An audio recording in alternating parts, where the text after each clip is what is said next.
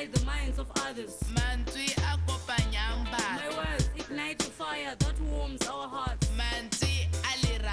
My words can light the way from out of the darkness. My words can seek the meanings hidden deep. Oh, Manzi.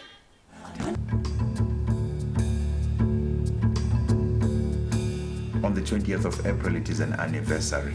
Remembrance Day, it says in my diary. A celebration and an examination of the changes. The story of a boy and a man on the pages. On the 20th of April, I cried and I wept, feeling the cold in the wind as I was swept.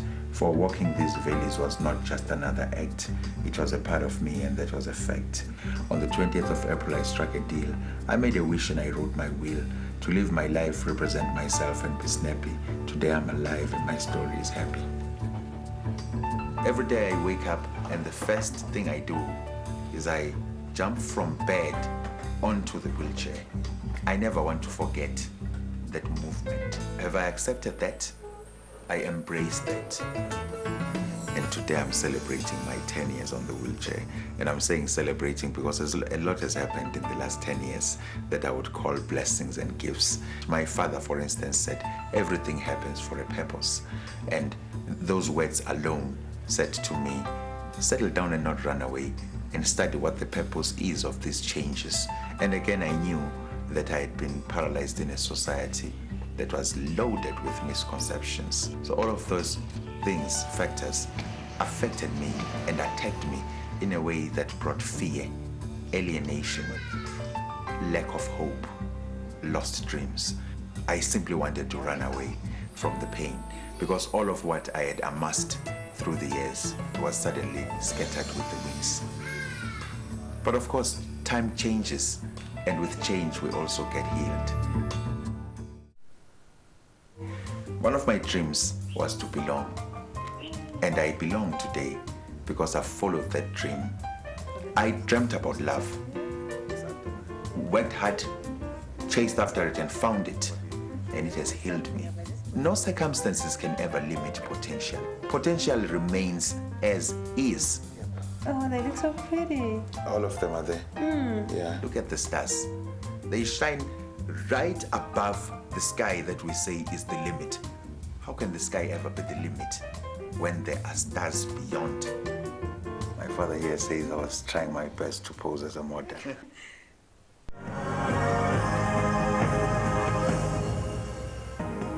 Welcome back to the 3 Talk half-hour special. Musa Zulu, my guest today, believes that a disability is not an impediment to life in the first-class lane. What do you mean by that? I discovered when I started reaching back to society that there were many other people living with a disability that still embraced hope for the next day and for the best in life.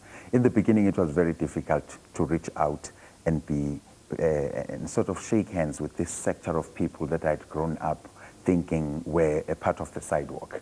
But with time, I graduated into accepting the fact that I was on a wheelchair and that I was part of this sector of a people that still embraced hope for acceptance, for tomorrow, and for a brighter future. And I discovered that they were not only embracing hope, but living that hope. Some of them were professionals that were in practice in different fields in life. Some of them were husbands, some of them were mothers.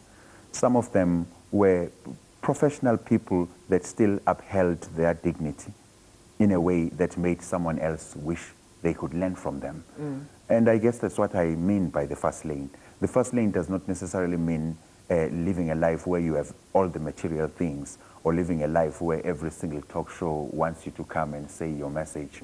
But living in the first lane means believing in yourself, knowing who you are, and defining yourself as part of the continuity of life, and not in a way that groups you with the rest, but that places you in a leadership position where you are in charge of your life and even in charge of other people that embrace you and come around you to say, what do we do now?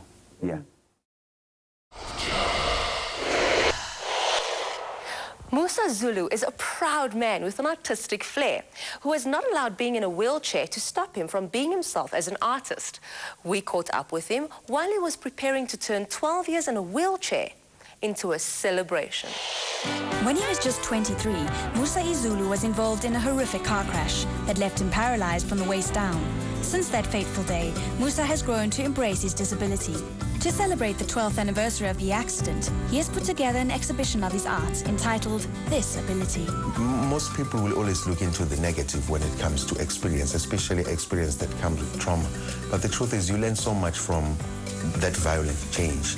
And in many ways, it can give you abilities that you never thought you ever possessed. And from that perspective, it's this ability versus disability. And it's not just an anniversary. An anniversary can be any other day. The 12 years are a celebration. There's so much that has happened.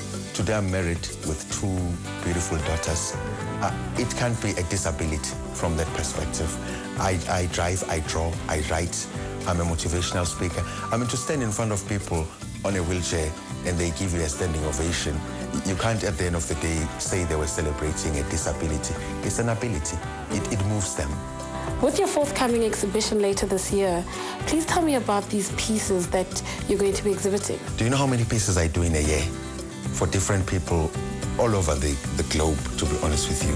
It can go to anything like 500. I draw every day. There are days when I will do anything up to 10. If inspiration is there, I'll go into the pages and literally create a storm.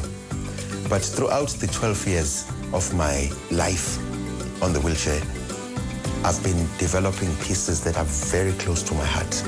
And I've literally kept them a secret even from the closest friends that I have today. And the most amazing thing about them is all of them have been done simultaneously. I'm talking about sitting in this room with 20 boards, touching one, touching the other, relaxing, going back to sleep, waking up in the morning whenever, at times after 6 months, to lay them out and literally conduct them like an orchestra. I don't think I have ever drawn and put myself so much into pieces as I have with these. Musa used the experience of the accident and how it changed him as the inspiration for his best-selling book, The Language of Me. 4 years in the making, his poignant stories, poems, and drawings have inspired many. He is currently working on a follow-up to the book. Can we find poetry in the next book? Of course, I don't think I can ever escape poetry. I'll write a section and it comes with its own little lines that, when collected, form stanzas and beautiful rhythms. I love poetry. Would you mind giving us a tease of a poem? Please. Is it too much to ask for greatness when deep in your heart you know that you were destined to be? Is it too much to ask for eternity when the artwork that you do are masterpieces eternal? Is it enough to ask for everything when it's written in the stars that you are everything and everything is you? Is it too much? I don't think so. No, it's not too much. We asked Musa to create a drawing for us inspired by Curious Culture. The result, as ever, was deeply meaningful and moving.